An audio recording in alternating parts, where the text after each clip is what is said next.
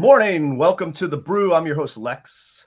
And today is the end of Greek week, which started last week and rolled into this week. Don't ask, right? So we're going to kind of tie everything together. We're going to look at a couple positions today on Trade Hawk. We're going to chat about a little bit about the market maker edge, so we understand as retail folks what's going on, and hope we pull this whole deal together. So let's get to it. And the opening bell is right behind us.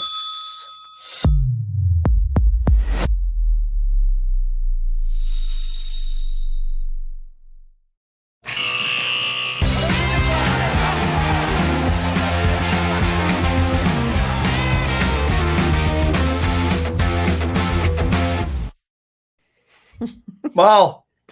Good morning. Good morning. Actually, the opening bell is in front of us, and I'm thinking, wait, it's not behind us; it's in front of us. What am I thinking?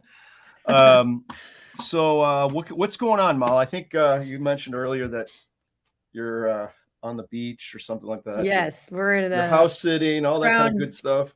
Crown Julia Ocean. We're in Corona del Mar. It's coming live to you from the beach. I love it. I love it. I promise we're studying hard for the people out there. I'm not just getting my tan on. I promise. Yeah. You're getting all the show notes together, right? We're not talking crypto today. Okay. Don't bring it up. No crypto. No crypto. It goes for all of you guys too. No crypto. It's okay. We'll get to crypto. I think we're going to get to crypto in a week. Yeah, we're saving it. We're going to get to crypto in a week. It's a behemoth. It's really important, and it's a behemoth. So it's really important to go in strong because I think there's a lot to say on that. Yeah, there is. Yeah. I think secretly you're a crypto gal. I think you love it.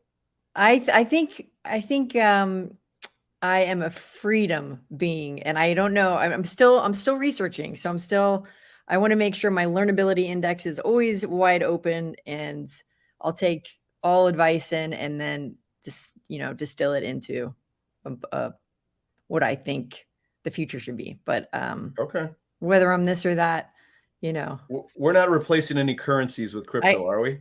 I am no, not yet. I am all about biomimicry. So whatever nature does, we should probably follow, and they are definitely decentralized, nature itself. So wow, so I might be on that road. So I'm leaning towards Bitcoin, but I have really important news. So a friend of mine, two friends of mine, made me a mug for the brew, and they captured me. That's me and my dog surfing. Oh, that's me in the capsule. Does your dog actually get on the board? Not yet, but I am gonna. This is my new mug forever. I love it. I love it. Good for you. That's awesome. We in Chicagoland have had California-esque weather for the last 2 weeks, pretty much. Very nice here, except we don't have like waves. So are you going to move this way? Are we selling you? Is California selling you? No, not yet? No. Just I'm a visitor. Okay. All right. All right. So today we are going to we talked about the Greeks last week. So we kind of covered, each one independently, right? I think we kind of lumped Delta and Gamma together, but then we had Vega, we had Rho, Theta, Delta, Gamma, right? So we kind of covered them all. And the way we typically talk about them in the industry is Delta, Gamma, Theta, Vega, Rho, in that order, right? However, oh no, they fixed it on my computer. So I was going to say, however, we have it backwards on the computer, but I just looked up and it's actually not backwards. They fixed it for me. But that's just a protocol, how the derivatives run. I'll come up with a good acronym for that, for the top 5 Vegas. Yeah. It's all Greek to me or something like that. The Greeks will inherit the earth. So, and then from our discussion, we kind of emphasize certain Greeks over others, I suppose. And I think as we talked yesterday, Rho is sort of the bad child, not the bad child, but it's not bad. It's just the ignored one, unembraced child, because to me, the retail world and all my dealing with them over the last several years, they don't put on positions long enough dated to really have much Rho risk, right? So anything like, I think around 60, 90-ish on the high end days on in, not the worst situation for row exposure. I mean, 90 days, you start getting a little bit of it because we talk about 3-month T-bills as being the risk-free interest rate, right? So that's about the threshold.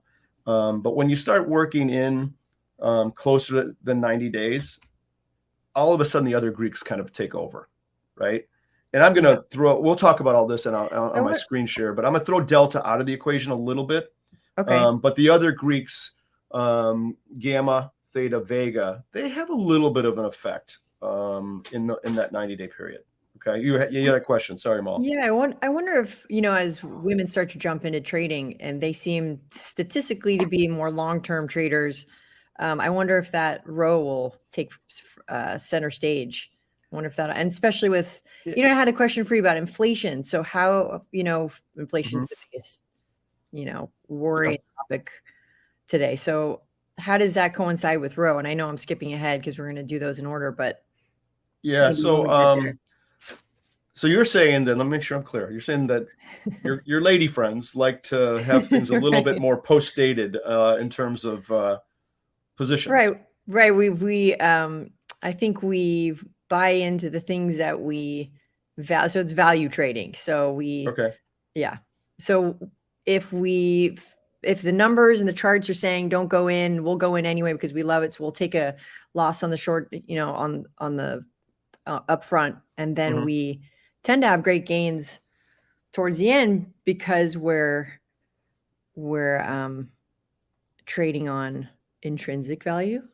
Oh, did you just say intrinsic value? Are you doing a crossword puzzle this morning? You just said intrinsic value. Right. I need another. Anyway, okay. So, yeah, I think here's the other thing with row. You asked the question earlier. Let me answer that one. So you said, with inflation on the forefront, does row become a factor? And of course it does, right? So especially the kind of inflation we saw, the government decided that they needed to, raise interest rates gigantically, which they did, right? So all of a sudden, row is now changing, weekly or monthly for that matter, right? So, but row isn't one of those things where it's going to just kind of get you overnight, like gamma can, or even theta can kind of hit you over a weekend, or vega that can happen overnight. You can come in the next day and volatility can get crushed. And if you're long volatility, guess what? You're getting hammered, right? You're going to lose, or the opposite way as well. But row is one of those things you kind of know what's happening. You pay attention to what's going on in the government, what's going on with inflation. You sort of can avoid getting an exposure, right? Yeah. Market makers, on the other hand, have a different kind of take, right? Remember, from the beginning of our conversation, there's two worlds, or there's probably more than two worlds, but there's two worlds that we like to talk about. There's a market making community, which I was a part of, okay, and there's a retail community, which I'm now a part of, right? So it's a nice little bridge to kind of get to understand both a little bit. The market makers, as we said, their edge is built within that bid ask, right? So if they're buying bids and selling offers or asks all day long, they have very little need for having any sort of Greek exposure. Okay, no exposure to those Greeks. So they don't need to have that, because why would they take directional risk or vega risk or theta risk necessarily if they're building up a gigantic money machine by buying bids and selling offers? That's where their frequency. Their edge is in the frequency. And in the fact that they can buy on their bid and sell on their offer, right? Unlike a retail person who has to try to get a best possible price, right, by buying close to the offer and selling close to the bid. If retail folks got midpoint, they'd probably be very happy. Additionally, the retail folks that I've chatted with, they tend to trade things that are liquid. That makes sense, right? I can't buy a bid, I can't sell an offer. Let's trade something that's liquid, like Apple or Spiders or Tesla, things that don't have wide bid-ask spreads. So then their negative edge of getting into a position is mitigated by the fact that liquidity bails them out. Does that make sense at all? Yeah, and liquidity just meaning there's a lot of shoppers out there, so a lot of a lot of Yeah, market the availability. market is flourishing. You know, you go to those farmers markets, some are kind of not so great, and then others are really flourishing. So, Right. you know, the really flourishing ones, the really liquid ones, there's all kinds of activity going on. So, you know, I always tell, excuse me, I always tell people who ask me, I said, listen, if you're in the retail world looking at a screen, you're giving up edge to get into the position. Okay, that's number one. You're giving it to the market maker, right? But that's their job. That's what they do. Yeah. So find something that is liquid, that you understand and you can trade, and have some ability to create a directional bias of sorts and take advantage of a spread, right? Right. And you know, I think they get it generally. I mean, why would you trade something that's $3 at $4 is a market, 3-4 is a wide market? You're going to get killed on that market when you try to get in and out of it. You're going to give up all of your edge on that one, right? So you should be trading as a retail person looking at a screen, things that are pretty liquid, or you're going to have incredible patience, Right. or be really dumb, one or the other, one of Right. any of the three, right? Okay. All right. So let's go to my screen real quick. So this Ooh. is a Hello. ocean blue version of Trade Hawk.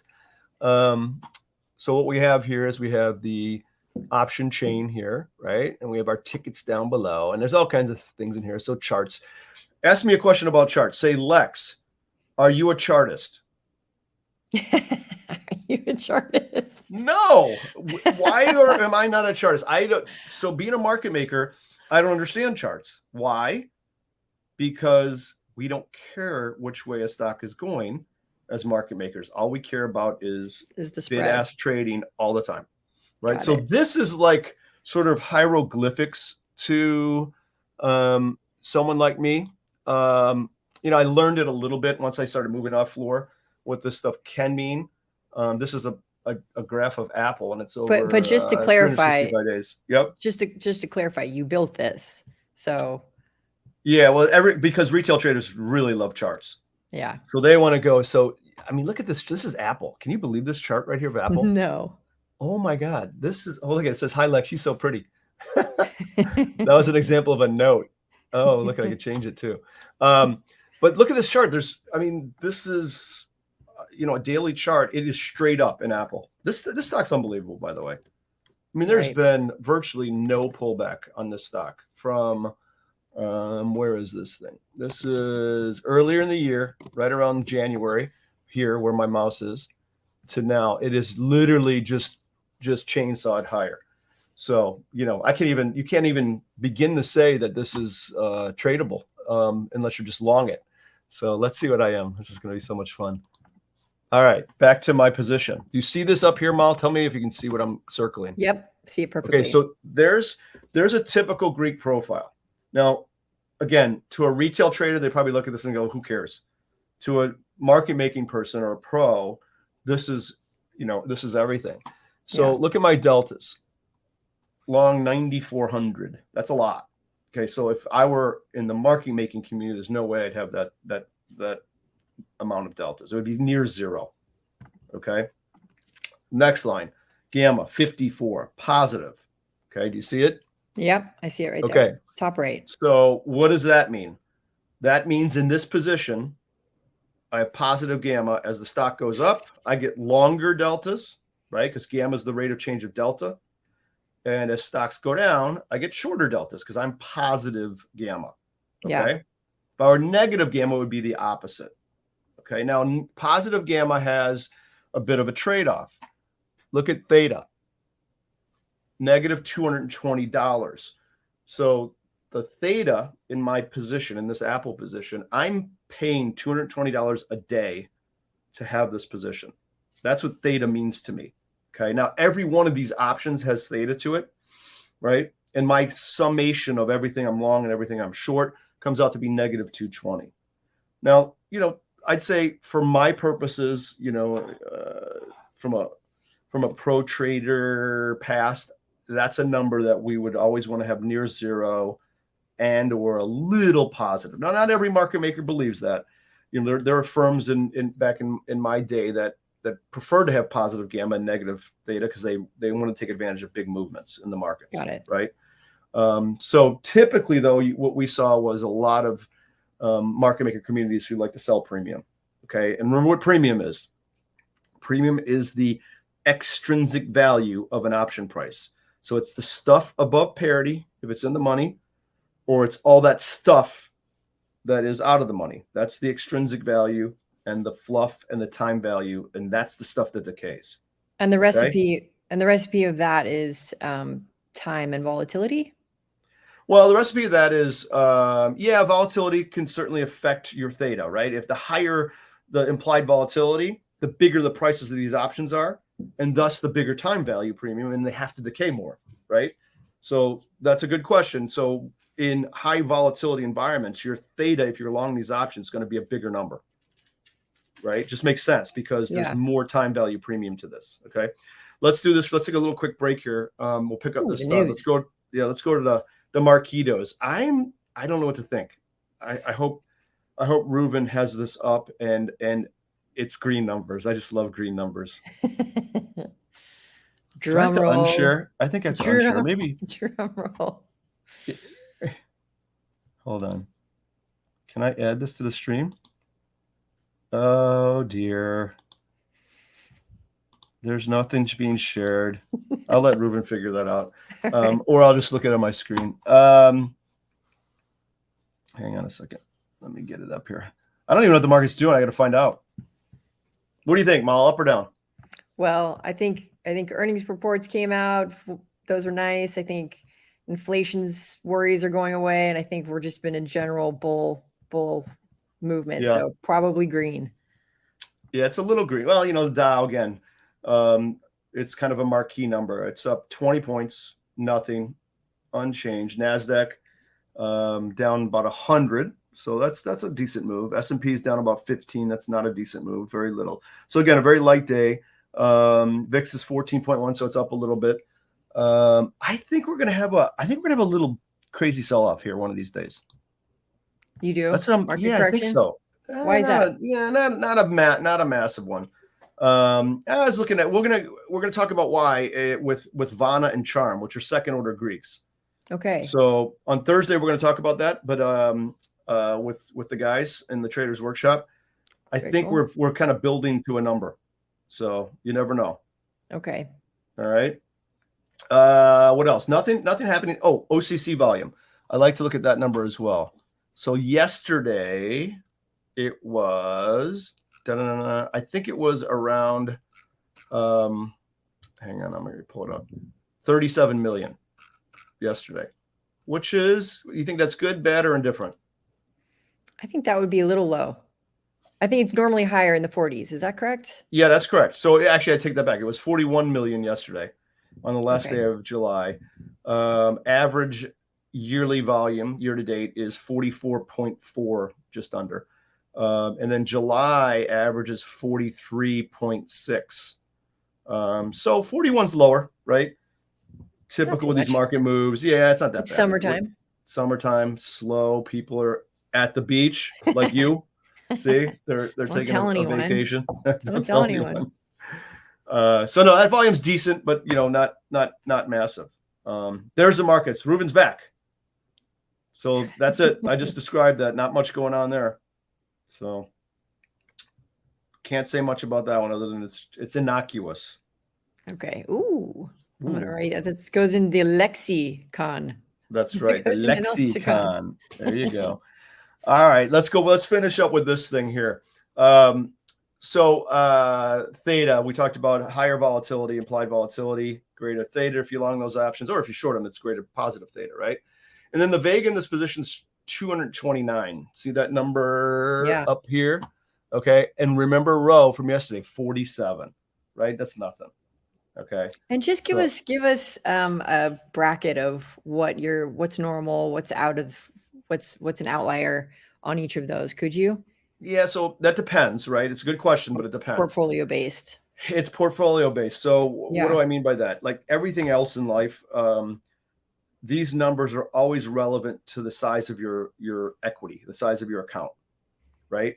So if you have a smaller account, these numbers on the screen might be, reasonable, or reasonably large for that matter if you have a small account. If you have a gigantic account, this is nothing. So any numbers that are under 3 digits up there, you know, that's like you don't even have a position, which I kind of don't. I have a directional position. Why? Look at my delta. So I've been long Apple forever, I think, and I'm almost 10,000 deltas long with this little bitty position. The position is meaningless beyond it. It's the whole thing is overwhelmed by the delta in this case, which isn't a market making position. This is not a market making position. This is a retail investor position. So this is an investment, not a trading position because of the delta. So they're just overwhelming. Because if I wanted to get out of this thing, I'd either sell my stock, which is 8,800 shares. I'd sell that stock, which would take out all that delta. And then I'd have virtually no option position on with 54 gamma and very small things. But I'm not doing that. You know, I have a reason for having this. Right.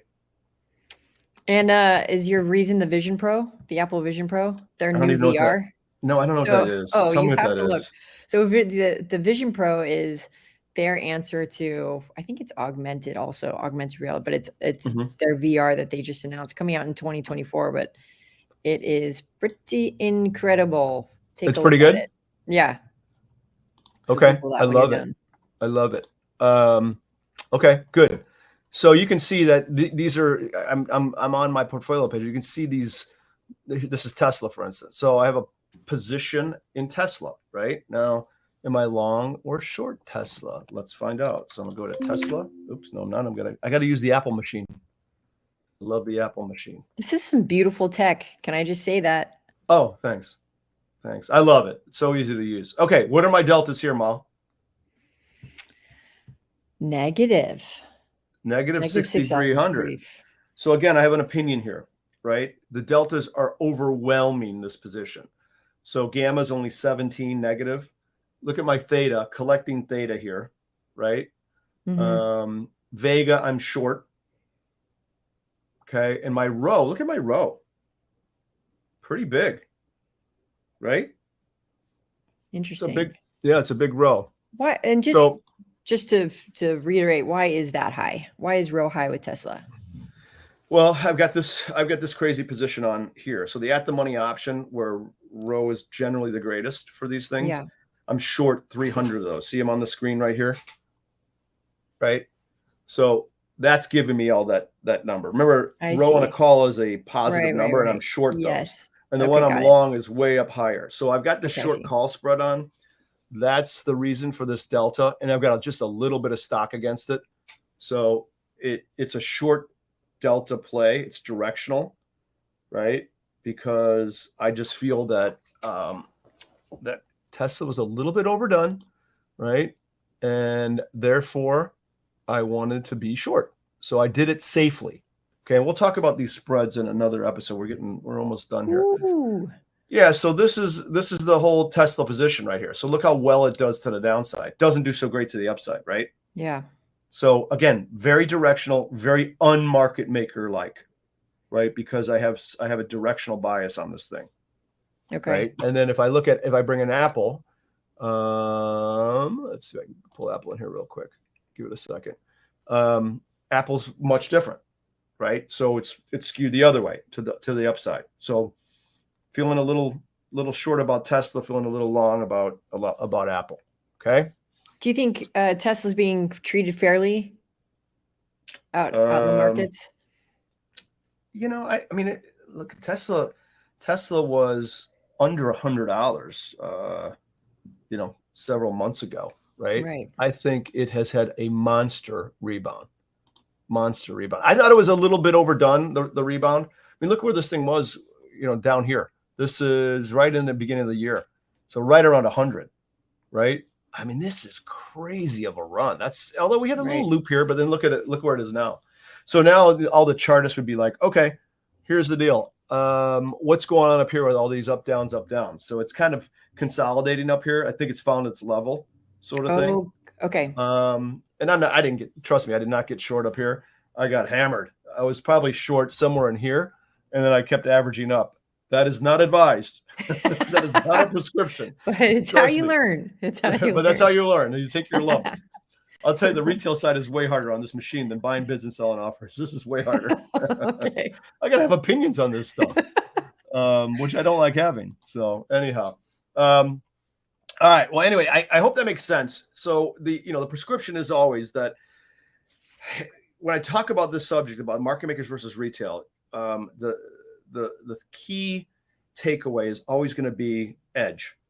Okay, and we're going to go deep into the edge with market makers in another episode. But as a retail trader, when you trade in that market, and I just want to reiterate this so people understand, you are giving edge to the market maker. It is negative edge.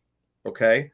And you're never going to get around negative edge as a retail person who has to buy offers and sell bids or thereabout. Okay. Now, I don't want to discourage you and be like, oh, great. I was going to say, thanks for the great pep talk.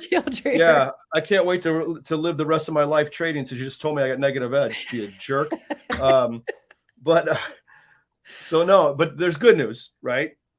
Good news number one: find a liquid product. Spiders, apples, Teslas. Okay. Things that trade a lot that are tighter. Your negative edge give up is not going to be that bad there. Okay, so you can do that fine. Number two, but Buffett go ahead. Sorry, Buffett would agree and say, indexes. Absolutely. Have a trade plan. Okay, and the trade plan has to be educated. Now, educate is a big word, right? I know so many educators in the space, and they do very well in the retail world. They have a system of doing things. They're disciplined. They teach a good education with it as well, which I love. Get linked up with one of those folks and learn. Okay. And then once you learn, you have to stay disciplined to that matter. Right. And there's all kinds of little snippets of when to take profit, when to take loss, and all that kind of stuff. And we'll get into that along the way here on our journey. But man, you have to have that plan. You have to be disciplined because you're fighting a little bit of an uphill swim to get into this position and get out of it. Right? You're giving up edge on both ends. So you got to be crystal clear on what you're doing. And the neat thing about that, and this was unplanned, but Tradier Hub has a menu of educators and the top ones. So if you want to go check those out and you don't know where to get started, go there. Tradier Hub. Right. Well, that's a great. I'm glad you said that. That's a great segue, and we're gonna close here. That's why we did the hub. That's why we're doing the hub. Right? Is trading alone, isolated, it's the worst. It's the loneliest feeling. I hated it. Being up on a screen, not being able to interact with my market maker buddies and talk and see order flow. It's hard. There's probably 1 million spouses being tortured in the middle of the night over trades. Look, I was tossing and turning last night. So no, it's tough. And you need to have kind of a life raft or a life ring of some kind. And we're hoping the hub can be something like that, where you can come to it, you can learn, you can listen to great educators, you can listen to their strategies. And again, you got to find something that fits your personality. Some people are day traders, some people are, swing traders, some people are investors and hold positions.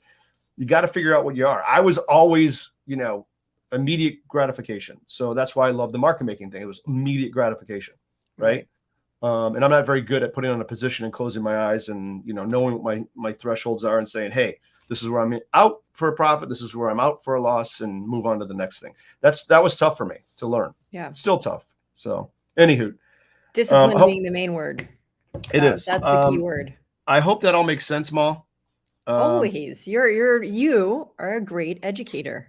Oh, listen to you. You have to say that sort of, I think. But the best way to learn is to teach. So That's right. I love teaching. So, and don't forget, for folks watching, you can always get an online demo with me. We won't share that link in this show, but we'll share it in another show. So you can set something up on the calendar and we tape it and we talk about options in the platform. So really encourage folks to do that, to learn how to use this platform, because it's super powerful, especially if you know what you're doing. Okay. Great. All right. We got to run. I will see you tomorrow. You're on the beach. I'm going to be very busy today.